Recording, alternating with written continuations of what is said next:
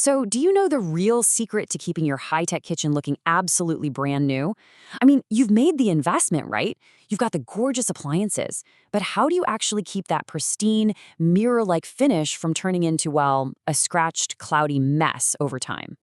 Despite its futuristic and, let's be honest, kind of intimidating look, protecting a sleek cooking surface is actually incredibly simple. But that's only if you follow a few core rules. It's not magic, but it is science. Okay, let's dive right in. Welcome to our explainer. Today, we're focusing on the caretaker's guide to induction cooktops. We're going to take all those dense manuals, user guides, and professional advice and distill them into a definitive masterclass. Basically, everything you need to know about preserving and protecting your induction cooktop for years to come. Here's our game plan for today. 1. The magic of induction. 2. Safety first and proper usage. 3. What absolutely not to use.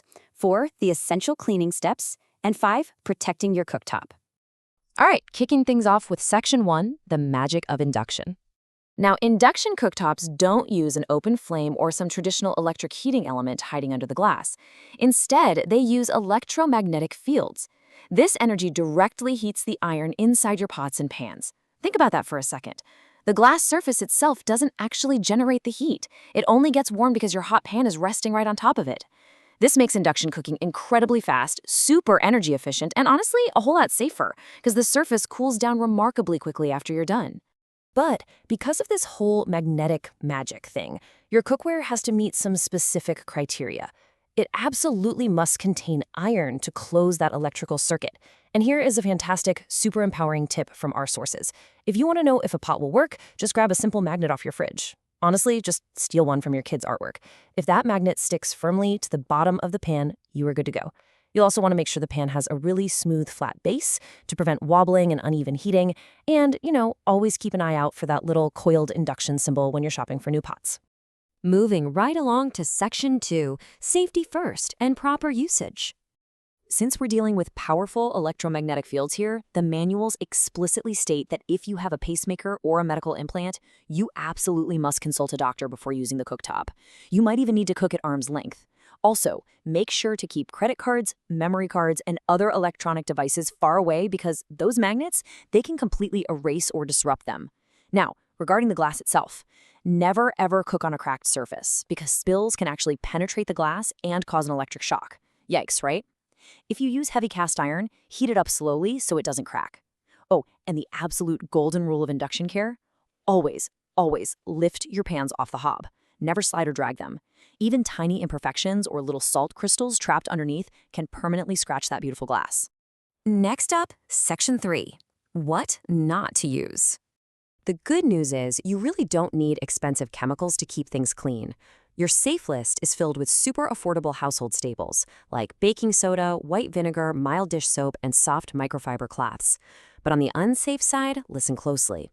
Never use steel wool, ferrous scrubbing brushes, abrasive powder cleansers, ammonia, or chlorine bleach. Just don't do it.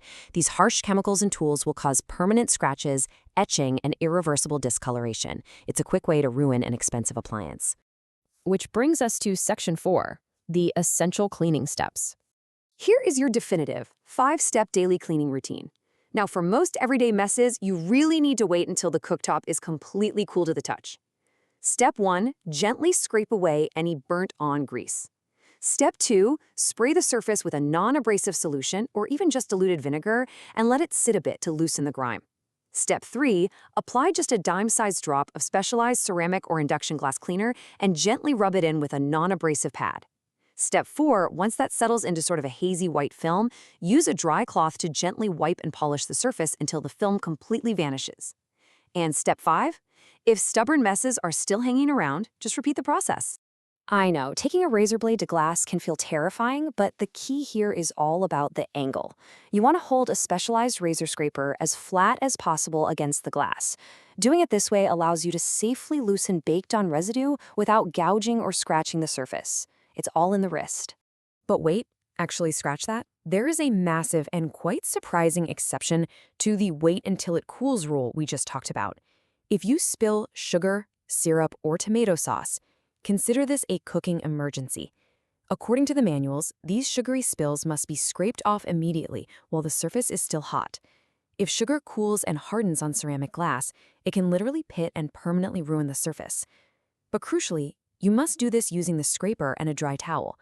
Do not use a wet cloth or sponge on a hot induction spot because it will generate a violent steam explosion and cause severe burns. So hot surface, dry towel, immediate scraping. For other pesky, specific stains that aren't, sugary emergencies, we've got some quick solutions. You know those annoying white hard water spots? Those are just mineral deposits. White vinegar's acidic nature breaks those minerals right down, beautifully. For really stubborn burnt food, let a mixture of white vinegar and baking soda soak into the stain for a few minutes before you wipe it away. And if your cleaner happens to leave a hazy white film behind, simply polish it off with a dry microfiber cloth. And boom, you get that flawless mirror shine back. Finally, Section 5, protecting your cooktop. Okay, this right here is probably the most shocking fact of the whole explainer, and it completely defies traditional cooking logic. Because the glass itself isn't the heat source, remember, the magnets are doing all the heavy lifting, you can literally put a physical barrier between your pot and the stove. As our sources point out, you can cook with a silicone induction hot protector left in place. I know, it sounds crazy, but it does not interfere with the magnetic field whatsoever. You can actually buy specialized fiberglass-infused silicone mats that are heat-resistant up to 250 degrees Celsius. You literally just place them on the burner, put your pot on top, and cook. Not only does this catch spills and completely eliminate the chance of scratching the glass, but the slightly sticky silicone gives some much-needed grip so your heavy cast iron pans won't go sliding around while you stir.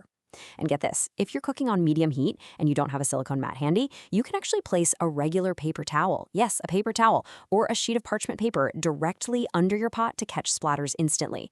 Just a quick but absolutely crucial reminder though, these protectors are only for induction cooktops. Never ever try this on traditional electric ceramic stoves because they would instantly melt or catch fire. Nobody wants that.